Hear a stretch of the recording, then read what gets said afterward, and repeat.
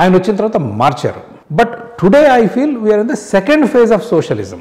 1993లో పివి నరసింహరావు గారు తెచ్చిన ఆర్థిక విధానాల మూలంగా అనూహ్యమైన ఆర్థిక ప్రగతి మనందరం చూడగలిగాం. ఈ రోజుకి ఆయన తీసుకొచ్చిన సరళీకృత ఆర్థిక విధానాల ఫలాలను మనం అనుభవిస్తున్నాం. ఆయన పాలించింది 5 సంవత్సరాలు. ఆయన తర్వాత మన్మోహన్ సింగ్ గారు కంటిన్యూ ఎవరు చేయలేదు. ఎవరు చేయలేదు. 5 that is the power of capitalism. Okay, power of the capitalism ఈ సో పవర్. ప్రపంచవ్యాప్తంగా అన్ని దేశాలు ఇదే జరుగుతుంది. కొంచెం చేస్తారు, విపరీతమైన గ్రోత్ వస్తుంది. Now they squander it away. ఇది ఎప్పుడు ఉండేది. No, Manmohan Singh rural employment guarantee act తెచ్చేయండి. అసలు గ్యారంటీ ఎట్లా ఇస్తాం ఎంప్లాయ్మెంట్కి? మన్మోహన్ సింగ్ తెచ్చిన ఆర్థిక విధానాల మూలంగా భారతదేశం ఇంకేమైనా వెనక్కేలేదు కానీ ముందుకైతే తెలియదు. But it has happen during PV Narasimharao garu టైంలో. సరే, ఆయన కావాలని చేశారా, పరిస్థితుల మూలంగా చేశారా అన్నది పక్కన పెడితే, if you assess based on results is done a great deal. But what I'm saying is 1990 late 1980s వరకు భారతదేశం సోషలిస్టు ఉక్కు పిడికిలిలో ఇరుక్కుని బీదరికంలో ఉండింది. 1990sలో పివి నరసింహ గారు వచ్చి లిబరలైజ్ చేశారు. తర్వాత కొంత కాంగ్రెస్ కంటిన్యూ చేసింది. వాజ్పేయి గారి ప్రభుత్వం మాత్రం కంటిన్యూ చేసింది. ఓకే, ఆయన విధానాన్ని పివి నరసింహ గారి విధానం కంటిన్యూ చేశారు.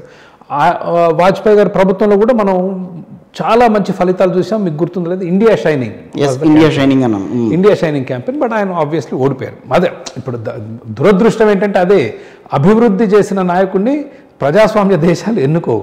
ఉచితాలు ఇస్తామంటేనే ఎన్నుకుంటున్నాయి. Then the new phase of India now is freebies, welfare. ప్రజలకు మేము చాలా సంక్షేమం చేస్తున్నాం.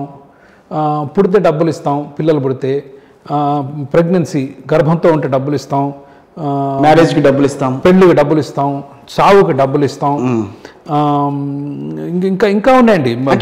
గొర్రెలకు డబ్బులు ఇస్తాం, ఇవేమి ఇవ్వకూడదు, పండుగలకు డబ్బులు ఇస్తాం. ఇవ్వకూడదు, ఎక్కడి నుంచి వస్తాయి డబ్బులు? చెట్లకు గాయవు కదా. See, what we are doing is ఒకరి దగ్గర నుంచి తీసుకొని ఇంకొకరికి ఇస్తున్నాం అంతే. Okay, but in the process you are destroying the economy. ప్రభుత్వం ఏం చేస్తుంది? ₹1,00,000 ఇక్కడ తీసుకుంటుంది, 25,000 ఇస్తుంది, మిగిలింది వాళ్ళు స్వాహా. For the economy to grow there has to be capital. Capitalism అంటే క్యాపిటల్ అంటే ధనం, సంపద సృష్టించాలి అంటే ప్రజల దగ్గర డబ్బు ఉండాలి. అండ్ మీకు నారాయణమూర్తి కానీ బిల్ గేట్స్ కానీ, they are not evil people, they create lot of employment.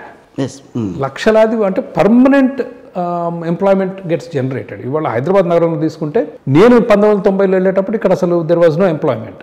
Okay, today 10 lakh people work in just IT. Hyderabad జనాభా దాదాపు 1 కోటి అయితే 10 లక్షల మంది ఐటీలో పనిచేస్తున్నారు. కానీ అక్కడ ఆకండి, 10 లక్షల మంది అంటే వాళ్ళ మీద ఆధారపడి కుటుంబ సభ్యులు ఇంకో 10 లక్షల మంది ఉంటారు కదా, 20 లక్షల మంది ఐటీ మీద.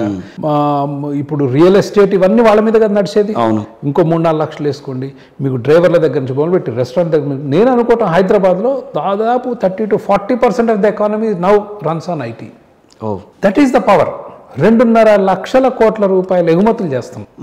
And that is sustainable wealth. That is how you create wealth. అదే ఆ పెట్టుబడులు పెట్టకుండా మీకు అసలు ఔటర్ రింగ్ రోడ్ కానీ, శంషాబాద్ కానీ, ట్రిపుల్-ఐటీ కానీ, ఐఎస్బి కానీ వీటితో పోలిస్తే నథింగ్. ఇవాళ మెట్రో వేస్తూ ఉంటున్నారు. ఎక్కడ గత గవర్నమెంట్ రాయదుర్గం నుంచి శంషాబాద్కు 6,000 కోట్లు. అది కూడా 8 ఏళ్ల కాలంలో 6,000 కోట్లు. మీరు 2.5 లక్షల కోట్లు ఎక్కడ, 10 లక్షలు ఎక్కడ?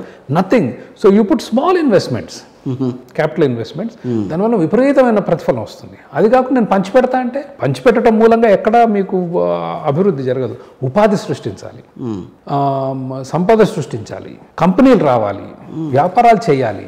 That is how you grow the economy. This is welfare ద్వారా ఎకనామిక్ గ్రోత్ రాదు. హౌఎవర్ సేయింగ్ దట్ చాలామంది అనేది అంటే వెల్ఫేర్ కంటే ప్రభుత్వం ఉద్యోగులు వీళ్ళకయ్యే ఖర్చు ఎక్కువ, అది వాస్తవం.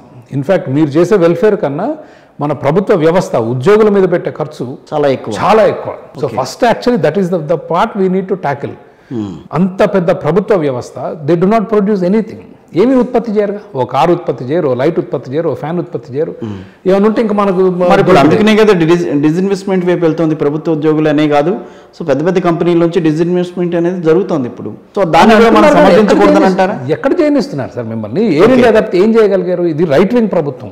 మనకి ఇప్పుడు ఉంది మోడీ గారి ప్రభుత్వం, right wing governments across the globe. ప్రపంచవ్యాప్తంగా కూడా డిస్ఇన్వెస్ట్మెంట్ వైపు ఎక్కువ మొగ్గే ప్రభుత్వాలు. ఓకే, హౌఎవర్ ఎయిర్ ఇండియా చేయగలిగారు, మిగిలిన ఎక్కడ చేద్దామని అనుకుంటున్నారు. రాజకీయంలో ఒప్పుకోవట్లేరు. So that's I'm not blaming just Modi. Modi will do it. But the entire ecosystem, భారతదేశంలోని ఎకోసిస్టమ్ డస్ నాట్ సపోర్ట్. రేపు మీరు డైవర్స్ చేస్తారు, బాగానే ఉంది, డిస్ఇన్వెస్ట్మెంట్ చేస్తారు, మూసేస్తారు కంపెనీలు, ఆరు అమ్ముతారు, ముయ్యటం ఉండదు, అమ్మేస్తాం, ఇంకొరకు అమ్మేసి ప్రభుత్వం వ్యాపారం చేయకూడదు అనేది సిద్ధాంతం అండి. అవును, చేసి మరి ఎలక్షన్స్ ఓడిపోతే that is the problem with when Vajpayee loses, when Chandrababu Naidu last the election to YSR 2004 అంటే ఐ డోంట్ రిమెంబర్ 2004. ఆ 4-5 ఏళ్లలో ఆయన చేసిన ప్రాజెక్టులు కానీ, తీసుకొచ్చిన అభివృద్ధి కానీ, సంస్కరణలు కానీ అనూహ్యమైన సంస్కరణలు. సిల్వర్ ప్లేట్లో పెట్టి వస్తే ఈయన రాగానే 1,00,000 ఎకరాలు అమ్ముకున్నాడు, జగన్మోహన్ రెడ్డిని ఆకాశంలో కూర్చోబెట్టాడు. And what is the message that Chandrababu Naidu took? What you need to ask is, corruption కూడా జరగలేదు, మీరు ఎవరిని అడగండి. 1999 to 2004 he did lot of technology and eSeva. Me current bill కూడా కట్టించేవాళ్ళు కాదండి, చావగొట్టేవాడు. నేను ఎలిమినేట్ చేసాడు అనట్లేదు, తగ్గింది. ఈ try to reduce the government intervention in the people interface. చేస్తే ఓడిపోయాడు ఎలక్షన్ భయంకరంగా. అండ్ వైఎస్ఆర్ వచ్చాడు, Aarogyasri, fee reimbursement, free power, మహానేత. మహానేత అని నాలాంటి వాళ్ళు అంటారు కానీ వాస్తవానికి సమాజంలో అందరూ ఆయన మహానేత అని అంటారు. ఈ 10 లక్షల వాడికి కనిపించదు. మా ఆవిడ works in IT today, you ask her. నేను కష్టపడి చదివే, నాకు వచ్చింది ఉద్యోగం అంటారు కానీ చంద్రబాబు నాయుడు ఉద్యోగం ఇచ్చిండు అందుకు. కానీ మీ చేతిలో పెన్షన్ డబ్బులు పెట్టేవాడు మాత్రం మహానేత. దట్ ఈస్ హౌ మీకు this is what YSR and lot of politicians in India has figured out. ఏమని, మీరు ఏదో మౌలిక సదుపాయాలు కనిపించి, సరైన పెట్టుబడికి వాతావరణం కనిపించి, ఉపాధి అవకాశాలు సృష్టించి 10 ఏళ్ల తర్వాత 10 లక్షల ఉద్యోగాలు వస్తే దానివల్ల మీరు వెనుక గెలవరు. సో చేతిలో డబ్బులు పెడితే వెనుక గెలుస్తారు. సో 10 minutes నుంచి మీరు మాట్లాడుతున్న దాన్ని బట్టి నాకు అర్థమైంది అంటే you are against the freebies. I'm against freebies and I'm against the government also.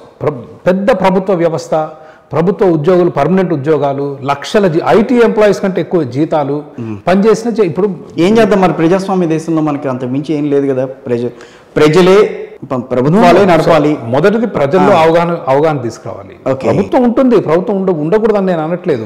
మీకు the government should not be in the business, వ్యాపారాలు చేయకూడదు. ఇప్పుడు స్కూళ్ళ వ్యవస్థ తీసుకోండి, 3 లక్షల మంది టీచర్లు కేవలం ఆంధ్రప్రదేశ్ రాష్ట్రంలో. రిజల్ట్స్ చూస్తే భయంకరంగా ఉంటాయి. ఎందుకు, మీరు ఒక టీచర్ పర్ఫార్మెన్స్ బాగాలని 10th క్లాస్లో నీకు రిజల్ట్ రాలేదని జీతం తగ్గగలరా? తగ్గించలేరు. ఉద్యోగం నుంచి తీయగలరా? తీయలేరు.